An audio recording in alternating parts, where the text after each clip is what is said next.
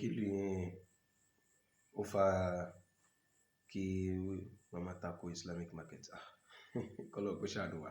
Alájẹ yìí náà ó rí pé tẹ́ ẹ bá kíyèsí àwọn àyè kan nílẹ̀ Yorùbá yìí àtàwọn mùsùlùmí kan, ẹ rí i pé ní tí ò bá ti wá látọ̀dọ̀ wọn tó ṣe pé àwọn ni wọ́n gbé kalẹ̀, wọ́n sọ pé kò lẹ́tọ̀ọ́.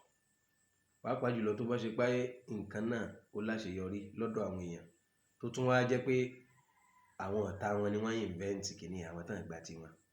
Kódà kó ṣe pé àyà Kùránì àbádìsí Ànábì ló sọ pé ká ṣe nǹkan yẹn, wọ́n ní kò sí tó jọ náà ni. So ibi tẹ́ ti mọ àwọn tó ṣe wípé wọ́n dìídì lẹ́mìí tọ́lọ́hun, ẹ̀mí pé kí àwùjọ yìí rí bó ṣe rí ó sì jẹ́ wọ́n lógún. Bó ló ṣe lè sọ pé nígbà tí ìwọ ló tó jọ́ tọ́rítì, ní tí ò bá ti tọ̀dọ̀ tiẹ̀ wá kì í ṣọ̀rọ̀, ẹ̀yin náà wo nǹkan báwọn. So ọ̀rọ̀ kí á ní Islamic market kò tiẹ̀ rújú rárá. Ọmọ tó kéré jù nínú àwọn ọmọ tó ṣẹ̀ṣẹ̀ ń kéwú tó bá ti ka síra Ànábì yóò mọ ipa tí eléyìí kó ní Madina. So a ní láti ṣe eléyìí. Pàápàá jùlọ àsìkò wa nísìnyí ó ti yẹ kí àánú rẹ̀ ṣèyàn. Bàbá wallahi ó yẹ ká àánú àsìkò tá ń lò yìí kó ṣèyàn pẹ̀lú báwọn èèyàn ṣe ń sọ́fà níbi ọ̀wọ́n gógó oúnjẹ. Káwá ráwọn kan tí wọ́n wá ṣe dẹ̀kun fáwọn èèyàn, ó yẹ ká máa ṣe wáàsí fún wọn pé ó yẹ ká máa ṣe wáàsí fáwọn èèyàn yòókù pé tó ń tẹ́ àwọn èèyàn ṣe yìí o, ní tó yẹ kí gbogbo wa ká emulate kí gbogbo wa máa ṣe ni, kí ẹ sì tún máa ṣàdúrà fún wọn. Kò sí ní táwọn olórí tí wọ́n jẹ látàná wá títí dèní tí wọ́n máa ń mójútó tó ju ọ̀rọ̀ oúnjẹ lọ.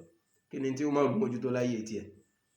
Ó máa ń mójútó ọ̀rọ̀ oúnjẹ. Ó kúrò tàfi sókè náà. Ó máa ń control price ọjà Madina lásìkò tiẹ̀ nígbà táwọn kan lọ blọ́ọ̀kù àwọn tí wọ́n fẹ́ kọjá wọlé tí wọ́n ra gbogbo ọjà tán tí wọ́n wá ta lówó tó wù wọ́n. Arówó àmọ́ ni àwọn èèyàn. Ó mọ̀ rò wá sọ pé irọ́ gbogbo ẹni tó bá fẹ́ kọjá wá sí Madina tó bá kó máa fẹ́ tajà fáwọn ará Madina wa huwa dayfu Umar. Èmi gangan ni mo wà lórí ní tó fẹ́ ṣe yẹn. Èmi ní mójútó ọjà tó fẹ́ tà ní Madina. Anybody ò fi ní ta oúnjẹ lọ́wọ́n gbogbo fáwọn èèyàn. Eléyìí pàtàkì ní tó yẹ kí èèyàn mójútó. So gbogbo àwọn tí wọ́n bá jẹ tán bá fẹ́ kára dèèyàn níbi oúnjẹ wọn èfi ṣe o, wallahi wọn èfi ṣe.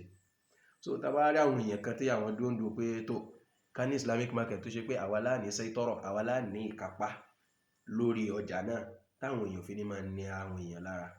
Ó yẹ ká mọ̀ wípé lára àwọn maqasidu sharia tó ní agbára, hifdhun nafsi ńbẹ́ńbẹ́, ká ṣọ́ ẹ̀mí àwọn èèyàn, hifdhul irdi ńbẹ́ńbẹ́, hifdhul mali ńbẹ́ńbẹ́. Kódà gbogbo maqasidu ló fẹ́ pé sí ara rẹ̀ tán. So eléyìí kò correct rárá o, kò correct. Ẹ sì jẹ́ ká bẹ̀rù Ọlọ́run. Gbogbo eléyìí tán ṣe níwò yẹn ó yẹ kí gbogbo wa náà ká wá bò láṣẹ kọ́ṣe àti ṣe láwọn àyè míì ni, kì í ṣe pé ká máa fẹnu bà wọ́n jẹ́. So kọ́lọ́run bá kójọ kó ṣàánú wa wallahu musta'an. Ṣé ìdáhùn tí mo dáhùn ṣó ti yé? Tọ́ kọ́lọ́run kó ṣàánú wa.